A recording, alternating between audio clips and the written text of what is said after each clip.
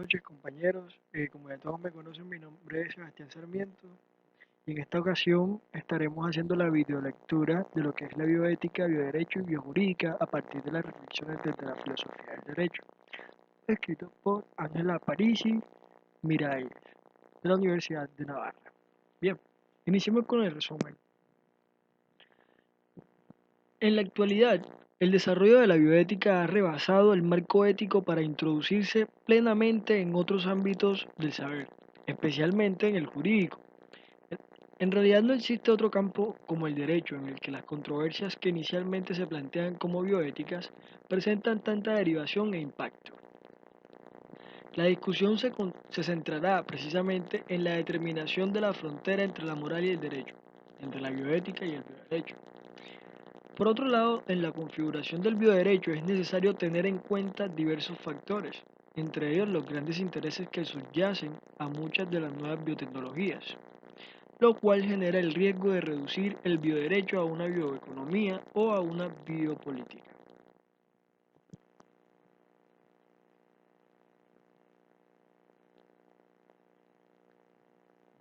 Bien, como introducción iniciemos con lo que es la ciencia y sociedad. Con la ciencia y sociedad. Las ciencias experimentales tienen un origen relativamente reciente. Surgen como respuesta al afán que tiene el ser humano por conocer los fenómenos naturales y las leyes que rigen su funcionamiento. En las últimas décadas, su desarrollo ha sido tan espectacular que la cultura ha quedado deslumbrada y la misma ciencia ha adquirido un papel decisivo en la vida de las personas, incluso en ocasiones ha provocado conflictos y desajustes internos en la sociedad. Ello tiene, ello tiene cierta relación con la manifiesta ambivalencia que presentan la ciencia y la técnica. Por una parte, contribuyen decisoriamente al desarrollo humano. Por otra, su aplicación puede llegar a tener consecuencias indeseables para las personas y en su entorno. Y ello especialmente cuando no hay controles o cuando se mezclan intereses económicos o políticos. En lo referente a las relaciones entre ciencia y sociedad, es posible distinguir varias etapas. Hasta entrando el siglo XX, se mantuvo en pie el paradigma moderno que identificaba todo avance científico como un progreso indiscutible para la humanidad. Esta visión hundía sus raíces en el dualismo cartesiano, por lo que en general se contemplaba lo natural como lo externo al ser humano. La persona no se consideraba a sí misma como parte de la naturaleza, sino como algo diferente a ella, llamado a dominarla. Desde estos presupuestos, la ciencia perseguía intensamente superar las barreras naturales intentando conseguir la liberación del ser humano frente a la naturaleza y en última instancia el triunfo definitivo frente a la misma. Podemos recordar aquí las palabras de Saint-Simon, quien enarbolando el eslogan de la modernidad afirmó que el hombre puede y debe usar la naturaleza según su antojo. Es evidente que esta visión ignoró que también el ser humano forma parte de la naturaleza, o dicho de otra manera, él mismo es naturaleza. A mediados del siglo XX, principalmente a raíz de la incorporación de la energía nuclear a la tecnología bélica, la situación varió con respecto a algunos sectores de la ciencia y sus consecuencias. Entre los científicos se produjo una toma de conciencia de las implicaciones éticas de su trabajo, lo cual dio lugar incluso a asociaciones nacionales e internacionales. Esta transformación se debió a diversas razones, entre ellas la certeza de la experiencia, de los efectos negativos para el ser humano y para el resto de la naturaleza de ciertos avances científicos y descubrimientos espectaculares. Así, por ejemplo, el ya referido de la energía nuclear aplicada a fines bélicos, ello determinó que a partir de los años 50 la opinión pública abandonara progresivamente el paradigma anterior y comenzara a surgir una nueva sensibilidad hacia las implicaciones éticas y jurídicas de estos fenómenos, y especialmente frente a la creciente degradación del medio ambiente. A partir de los años 90 se advierten nuevos cambios. Por un lado, recobra fuerza la convicción de que el desarrollo de la humanidad depende básicamente del desarrollo científico y tecnológico. Estamos de nuevo ante el paradigma de la ciencia entendida como fuente de progreso ilimitado e infinito. No obstante, ahora adquiere vigor en un contexto distinto, marcado en gran medida por el economicismo y el individualismo. La ciencia ya no buscará tanto el beneficio global de la humanidad intentando, por ejemplo, reducir las desigualdades entre países ricos y pobres, o buscar fármacos para luchar contra las epidemias que diezman a las poblaciones del hemisferio sur, sino incrementar los años y la calidad de vida de las sociedades opulentes del norte. Además, ya no encontramos una fe en la ciencia entendida como un instrumento para alcanzar un mundo más humano, sino que en muchos casos lo que se pretende es conseguir precisamente un mundo mejor que humano. Ello se advierte especialmente en el surgimiento y auge actual de la nueva medicina del deseo, de la que, por ejemplo, son un claro exponente las sofisticadas operaciones de cirugía estética genital. Ella no- esta nueva visión se encuentra, por otro lado, en estrecha relación con un creciente pragmatismo epistemológico, de acuerdo con el cual se presupone que lo verdadero o lo bueno es básicamente lo útil, lo que funciona o se espera que produzca unos resultados, aunque estos sean escasos. En este nuevo marco se hace evidente de manera aún más clara, si cabe, la inaceptabilidad de la tesis moderna de la neutralidad o asepsia valorativa de la ciencia. En realidad, la decisión humana que se inclina por el fenómeno de una determinada línea de investigación o aplicación tecnológica reposa sobre una ideología que propone esa opción frente a otras que plantea objetivos de una dirección concreta y trata de responder a unas determinadas cuestiones en detrimento de otras. Por ello, como indica Quintillina, el desarrollo tecnológico se está convirtiendo en un asunto ideológico, dejando de ser una cuestión meramente tecnocrática. En esta línea, para Habermas, muchas veces en nombre de una aparente racionalidad y a veces y a través de decisiones de pretendido carácter científico, lo que se impone son formas de culto dominio, como la racionalidad de este tipo solo se refiere a la correcta elección entre estrategias a la adecuada utilización de tecnologías. En situaciones dadas para fines dados, lo que en realidad hace es sustraer la trama social global de interés en la que se eligen estrategias, se utilizan tecnologías y se instauran sistemas a una reflexión y reconstrucción racionales. Y recordando a Marcus, dice, el concepto de razón técnica es quizá el mismo de ideología, no solo su aplicación, sino que ya la técnica misma es dominio sobre la naturaleza y sobre los hombres, un dominio metódico, científico, calculado y calculante.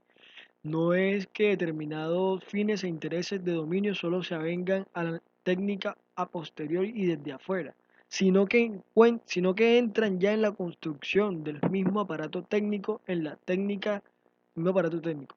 La técnica es en cada caso un proyecto histórico social en el se proyecta lo que una sociedad y los intereses de ella dominantes tienen el propósito de hacer con los hombres y las cosas.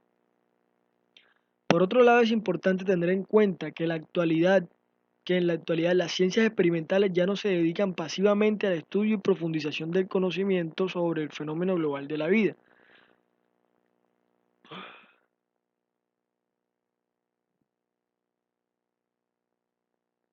Gran parte de su esfuerzo se dirige fundamentalmente a intervenir activamente en ella. Como señala Richman, aunque los seres humanos hemos modificado activamente la naturaleza durante milenios, nunca antes estuvieron a nuestra disposición herramientas para rediseñar la naturaleza a la velocidad y profundidad que permiten las biotecnologías modernas. Precisamente la biotecnología ha sido el puente por el que se ha transitado desde una ciencia descriptiva de la vida hacia una ciencia activa en el uso de lo vivo en consecuencia. El conocimiento se adquiere ahora mediante la incisiva intervención de la vida misma y se evalúa fundamentalmente por su eficacia, por su capacidad de producir resultados. Por ello, los límites en los conceptos de ciencia y técnica se han diluido considerablemente. Más bien podríamos referirnos a la tecnociencia. Un ejemplo de ello encontramos en el ámbito de la ingeniería genética con las especies transgénicas, cuyo transgénicas tanto vegetal como animales, y los híbridos interespecies. El nacimiento de la bioética. Las primeras reflexiones que podrían enmarcarse en el ámbito de la bioética surgieron en los Estados Unidos en los años 60 y en el contexto del ya referido cambio de paradigmas en las relaciones entre ciencia y sociedad. También fue determinante el hecho de que durante esa década la sociedad norteamericana conociera una serie de escándalos relacionados con la experiencia en seres humanos. En 1963 se supo que en el Jewish Children's Tissue Hospital, Brooklyn, se habían inyectado células tumorales a pacientes ancianos sin su consentimiento. Asimismo, se descubrió que entre 1965 y 1971 en el Willbrook State Hospital, New York, se habían llevado a cabo estudios sobre la vacuna contra la hepatitis infecciosa inoculando el virus en niños discapacitados internados en el centro.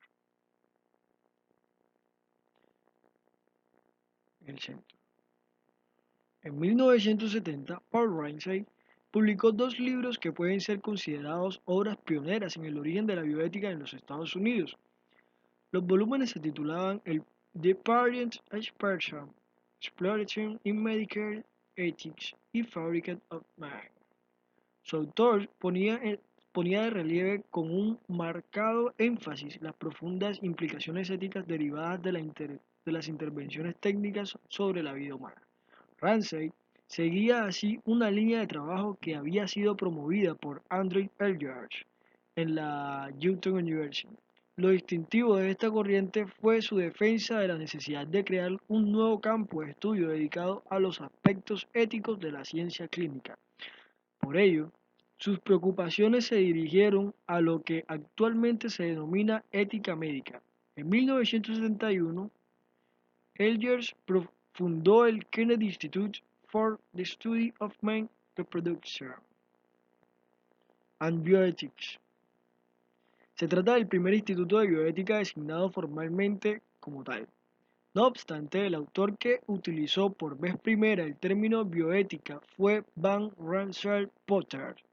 Sus trabajos Bioethics, The Science of Survival y Bioethics, Bright to the Future constituyen por lo tanto referencias ineludibles en esta nueva disciplina, que conviene tener en cuenta que su visión de la bioética no coincide con la de Andrew Ledgers, mientras que, como ya se ha indicado, este autor se centró en las implicaciones humanas de las intervenciones médicas. Potter planteó básicamente el problema de la supervivencia de los ecosistemas. Por ello, podría ser considerado el iniciador de las denominadas éticas ecológicas. Potter entiende que la reflexión ética debe nacer del interior de la práctica médica y científica. Como consecuencia de haber comprendido la trascendencia de estas actividades sobre el desarrollo de la vida en general, la bioética surge así como en un contexto de inquietud y de respuesta crítica respecto a un determinado modo de entender el desarrollo científico y sus consecuencias no solo para el ser humano, sino también y especialmente para su entorno. Potter denuncia la ideología subyacente al concepto dominante de progreso, la existencia de una división radical entre el ámbito del saber científico biological facts y el del saber humanístico ethical values, entre las ciencias experimentales y las del espíritu. Por ello, propone una nueva disciplina orientada a regular el uso de las nuevas tecnologías, buscando favorecer la supervivencia de los ecosistemas y con ello también de la misma especie humana. Al presuponer que el ser humano es parte de la naturaleza, considera que existe una amenaza para que la persona, cuando el medio ambiente es reducido a la consideración de objeto manipulable. Por ello, en su ya mencionado trabajo Biotics Bright to the Future, intenta, como el mismo título indica, establecer un nexo o puente entre los ámbitos de conocimiento del propiamente científico y el moralmente humanístico. Y el moral humanístico. Eh, En la actualidad, siguiendo la enciclopedia de Kennedy Institute, la bioética podría ser definida como el estudio sistemático de los aspectos éticos implicados en las ciencias de la vida y de la salud, utilizando diversas metodologías en una integración interdisciplinar. De este modo se suele entender que esta disciplina aborda el estudio de las implicaciones e interrogantes que plantean los avances científicos y técnicos en cuanto que inciden en la vida y la salud de las personas, así como en los problemas relativos a la degradación del medio ambiente. De la bioética al bioderecho. 3. La bioética es, como ya se ha indicado, una disciplina específicamente ética. En este sentido ha señalado Vidal que la bioética es formalmente una rama o subdisciplina del saber ético, del que recibe el estatuto epistemológico básico y con el que mantiene una relación de interdependencia justificadora y orientadora. Los contenidos materiales le son proporcionados a la bioética por la realidad del cuidado de la salud y por los datos de las ciencias de la vida, como la biología, la medicina. El análisis de los temas, aunque tiene una omnipresente referencia a la ética, tiene que ser llevado a cabo mediante una metodología interdisciplinar. Esta realidad ha conducido a algunos autores a cuestionarse incluso la especificidad de la bioética, considerándola exclusivamente como una ética profesional o deontológica. En este sentido se pregunta González, ¿no será más bien simplemente ética? Si lo específico de la bioética son cuestiones puntuales, problemas nuevos que surgen al compás del desarrollo de las ciencias de la vida, la forma lo que daría unidad a tal cúmulo de sus cuestiones no sería sino la misma perspectiva ética. Para esta autora los principios de la bioética no son otros que los de la ética. De ahí que, en su opinión, el lugar natural de la bioética sea la ética especial y más en particular las éticas profesionales. Es claro que las diversas ramas del saber no son compartimientos estancos, sino marcos abiertos al progreso del conocimiento, que continuamente se están reconfigurando en este contexto la especificidad y amplitud actual de la reflexión bioética, caracterizada en gran medida por una metodología característica y un marcado carácter interdisciplinar. Permitiría considerarla no solo como una mera ética profesional o deontológica particular, sino como un saber específico. Ello no contradice el hecho de que esta nueva materia requiera el auxilio de categorías y de conocimientos propios de otras ciencias. A ello cabría añadir que en la actualidad el desarrollo de la materia ha desbordado el marco puramente ético para introducirse plenamente. En otros ámbitos del saber, como por ejemplo la antropología, la filosofía o el derecho, como ha destacado Di Agostino, la bioética forzándonos a reemplazarnos, a replantearnos la vida y el orden de sus significados, nos obliga a pensar en el lugar que en ella ocupamos o que corresponde ocupar. Nos impone así, entre otras, la pregunta esencial sobre nuestra identidad y nos ayuda a elaborarla también. Habermas entiende que el trato que demos a la vida afecta a nuestra propia autocomprensión como especie, de tal modo que existe una conexión interna de la ética protectora de la vida con nuestra manera de entendernos como seres vivos, autónomos e iguales orientados a razones morales.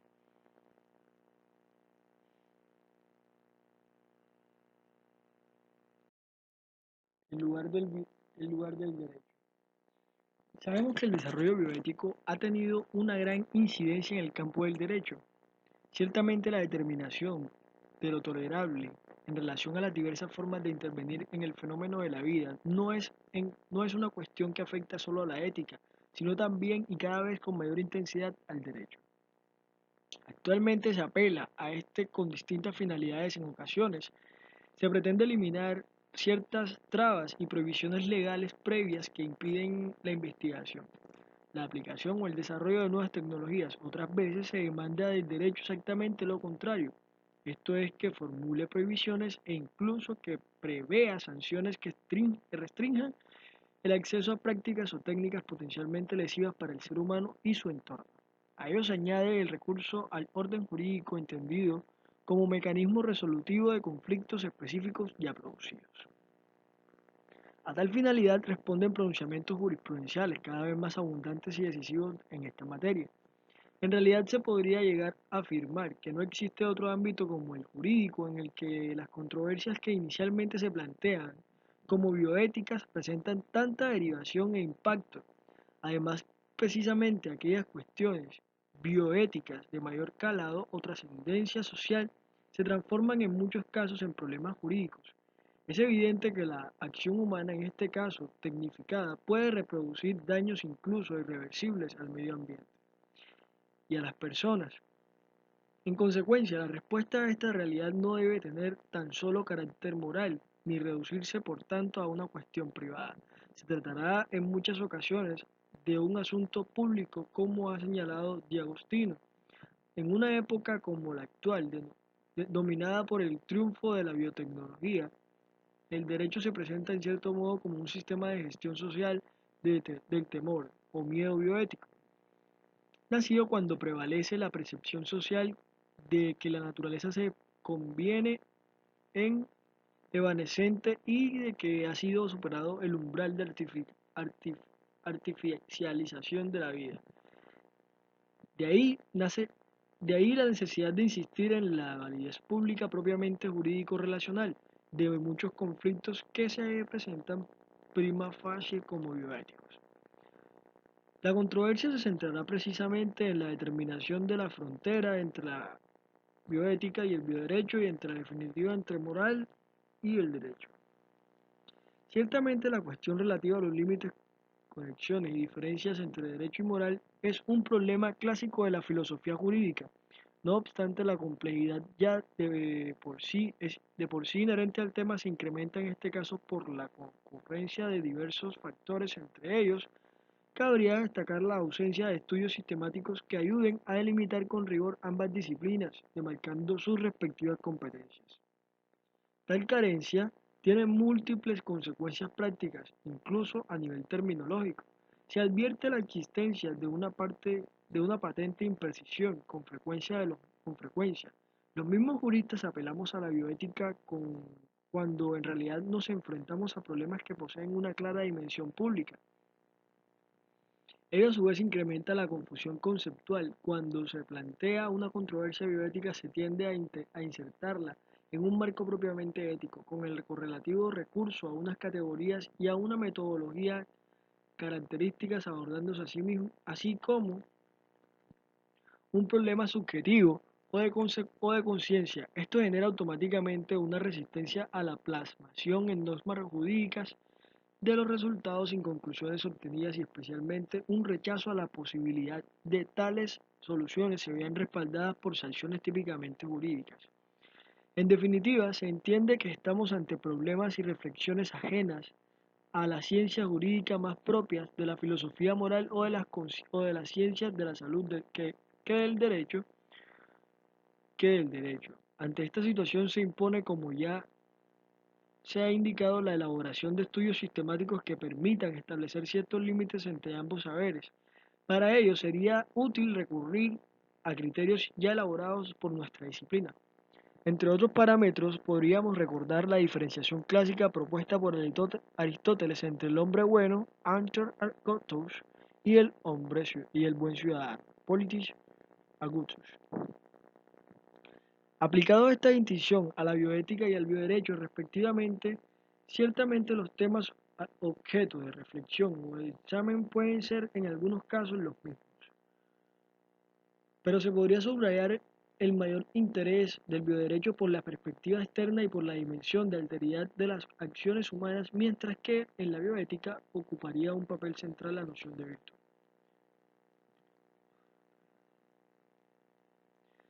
No obstante, como ya se ha apuntado anteriormente, al establecer la frontera entre bioética y bioderecho, habría que tener en cuenta, además, ciertas peculiaridades. En primer lugar, es evidente que desde un punto de vista histórico, la reflexión bioética es anterior al bioderecho. Ciertamente, ese dato no debería conducirnos a plantear la demarcación entre ambos saberes en términos jerárquicos o de subordinación. Así, por ejemplo, no considero de acuerdo tener el bioderecho como una rama o especialidad de la bioética. No obstante, dada su longeva trayectoria, la reflexión bioética aporta datos y reflexiones y metodologías extremadamente útiles al bioderecho. A su vez, este añade, entre otras cosas, el respaldo que implica la coacción jurídica en muchos casos imprescindible. Por ello, Como ha señalado Gracia, el bioderecho sin bioética es ciego y la bioética sin el bioderecho resulta vacía. Sin la bioética, el bioderecho correrá siempre el riesgo de caer bajo mínimos. ¿Qué bioderecho? 3.2. A pesar de lo hasta ahora señalado, la cuestión relativa al título y a los criterios que confieren al derecho la capacidad de intervenir en las cuestiones bioéticas no es un tema pacífico. También a nivel fáctico se advierte una cierta reticencia en los juristas para adentrarse en problemas que a primera vista pueden parecer más propios que los científicos o de los filósofos morales. Otro posible obstáculo a salvar por el bioderecho es la novedad y especificidad que implican los conflictos o conflictos bioéticos y tipo de razonamiento que conlleva, así como su ya mencionada interdisciplinaridad.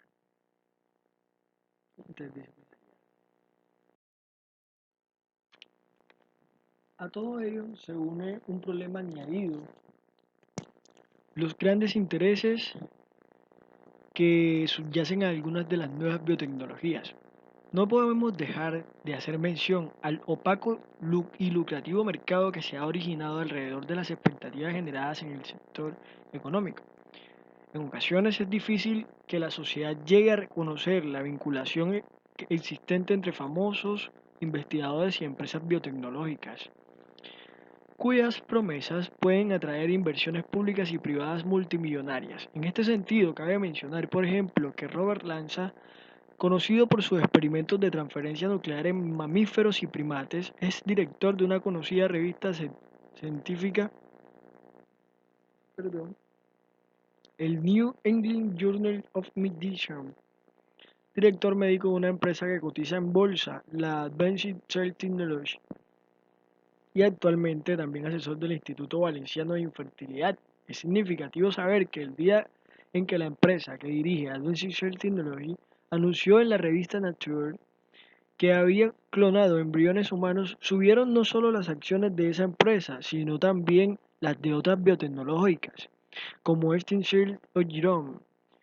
Y ello, a pesar de que posteriormente se comprobó que era falso que hubieran conseguido una clonación humana, ya se trataba tan solo de una mera transferencia nuclear. También cabe mencionar el escandaloso fraude del grupo liderado por el investigador coreano Woo Suk-hwan, el cual había recibido millonarias subvenciones. En otro contexto, es importante aludir al problema del contenido de embriones y óvulos, teniendo en cuenta que su obtención puede generar graves daños para la salud de las mujeres, a la relevancia económica de la información genética, especialmente en el ámbito de los seguros privados, a los beneficios generados por los patentes sobre procedimientos y líneas celulares ya existentes, etc. La mencionada reticencia de los juristas al introducirse en estos ámbitos, unida a las presiones del mercado e incluso a los intereses políticos en juego, puede crear una estructura abonada para que el bioderecho deje paso libre a la bioeconomía o a la biopolítica.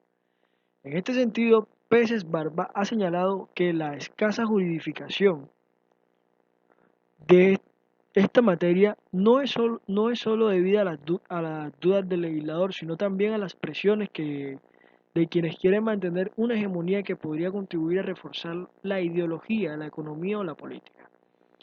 Ciertamente no se puede negar la existencia de conexiones entre el bioderecho y la biopolítica, la bioeconomía y la bioeconomía. Pero tampoco podemos ignorar el peligro que conlleva la confusión entre estas instancias. El bioderecho queda de hecho reducido a una bioeconomía cuando es la ley del máximo beneficio la que en definitiva impone los parámetros de actuación en el ámbito biomédico. Asimismo, el bioderecho deja paso a la biopolítica para cuando su función se limita a la mera formalización legal de decisiones de intereses partidistas o electoristas, en muchos casos ya tomadas con anterioridad. Por otro lado, cabe referirse al riesgo que para los derechos individuales podría implicar la alianza entre bioeconomía y la biopolítica, abriendo la puerta a la circulación sin trabas de cualesquiera demandas solventes. En esta línea, Habermas recuerda que estamos ante investigaciones que financian desde hace ya mucho en el mercado de capitales, debido a que la investigación biogenética se ha aliado a los intereses de los inversores y de las demandas de éxito de los gobiernos nacionales. El desarrollo biotécnico despliega una dinámica que amenaza con hacer desaparecer de la esfera pública los procesos detallados de clarificación normativa. Por ello, plantea el dilema ético y político de comportarnos autónomamente de acuerdo con consideraciones normativas que inciden en una democrática conformación de voluntad, arbitrariamente de acuerdo con preferencias subjetivas que encuentran satisfacción en el mercado. También para Ollero, el empuje de la bioindustria parece invitar a un resignado adiós a la bioética para ceder el paso a la biopolítica. La brega biopolítica no se limitará a lograr el visto bueno para las investigaciones más inmediatas. Los niveles de investigación económica planteados exigen un grado de seguridad que obliga a despejar al máximo el ámbito del juego jurídico que hay que ganar terreno en el ámbito de lo irreversible.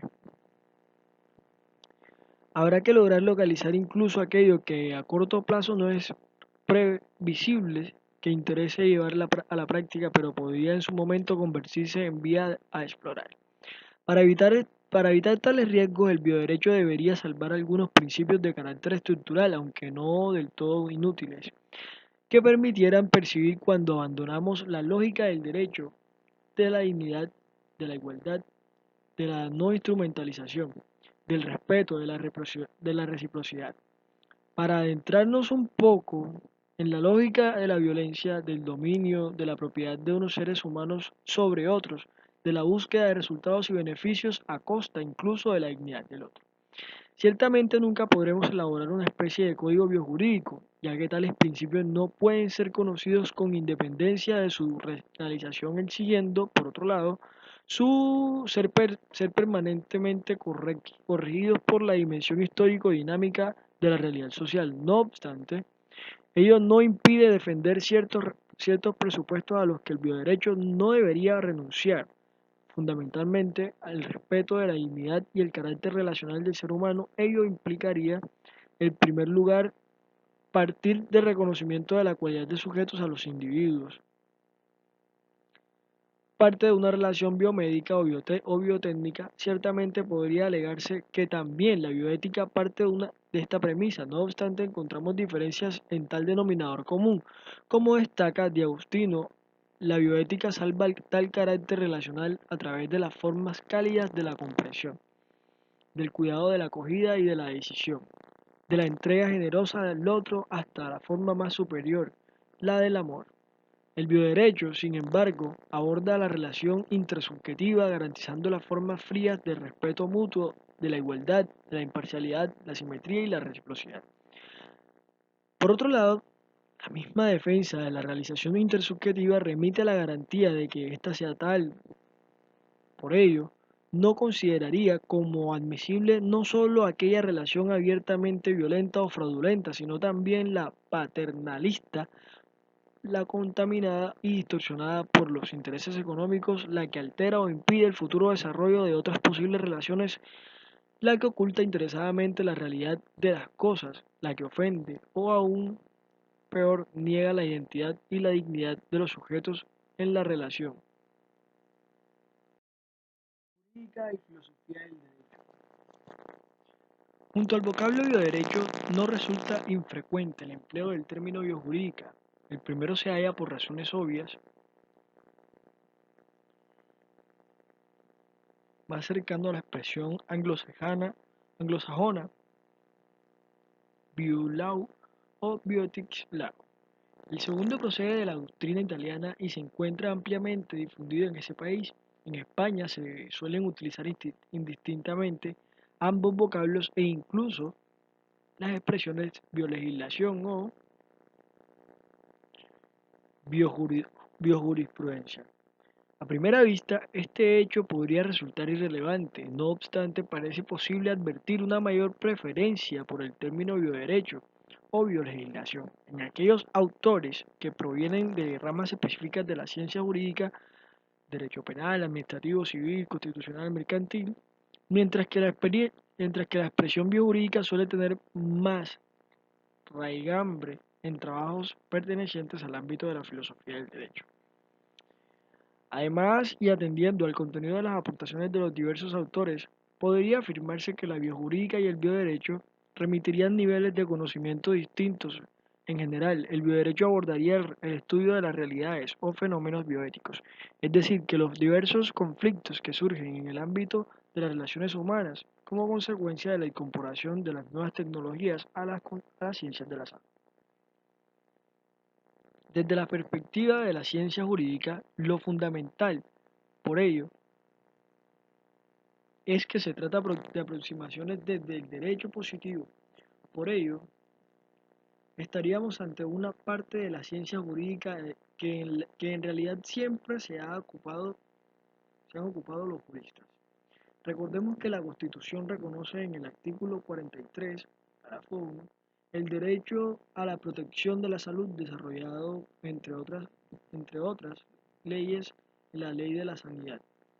Novedad actual radicará en el La novedad actual radicará en el hecho de que en las últimas décadas la normativa legal referente a estas materias ha sufrido un notable desarrollo. Ello podría llevar a justificar la existencia de esta nueva disciplina también denominada biolegislación.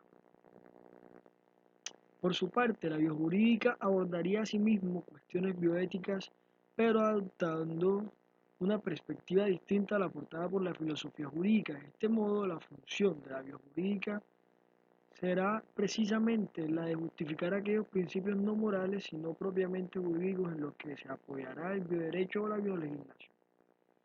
Así lo entiende, por ejemplo, Palazzani, cuando afirma que los términos biojurídica y bioderecho distintos en la lengua italiana, pero indistintos en otras lenguas, remiten a disciplinas académicas encuadradas respectivamente en el ámbito de la filosofía del derecho y del derecho privado.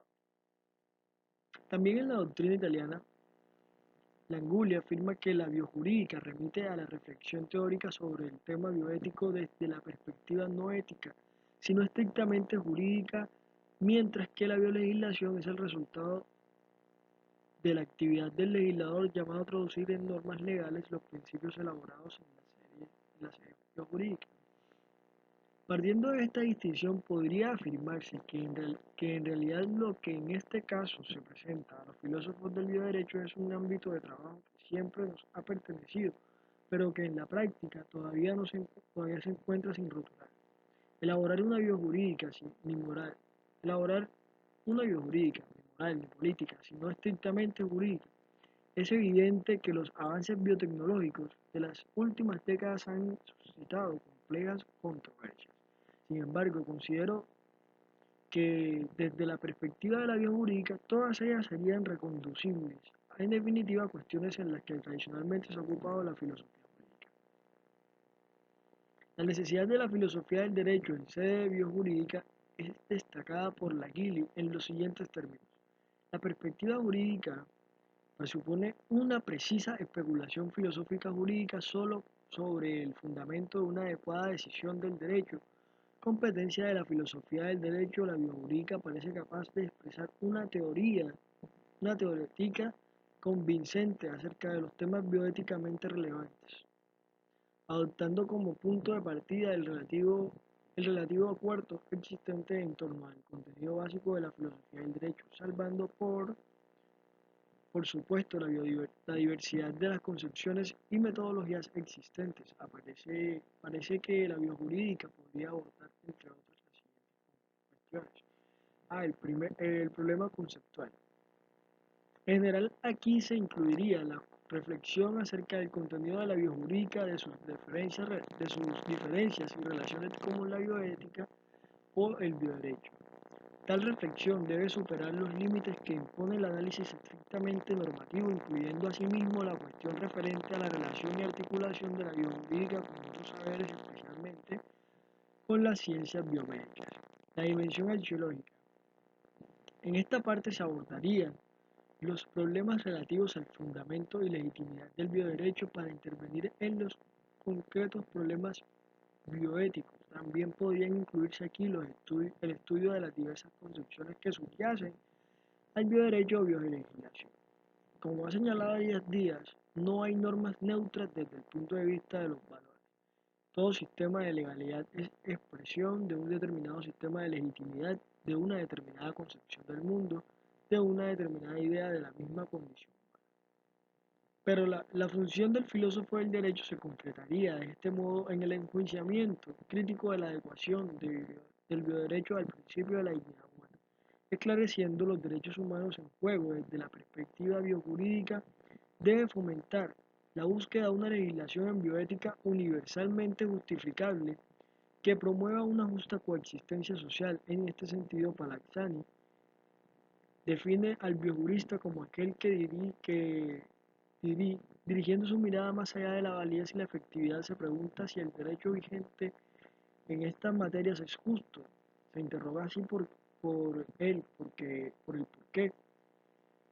del derecho de su justificación y fundamento. La biojurídica también debería justificar aquellos principios en los que podría sentarse el bioderecho futuro. En definitiva, como se puede advertir, esta sería la dimensión más práctica y específica de esta disciplina, centrada básicamente en la justificación de las promociones o prohibición de determinados contenidos normativos, partiendo del principio de dignidad humana y de los derechos humanos en juego.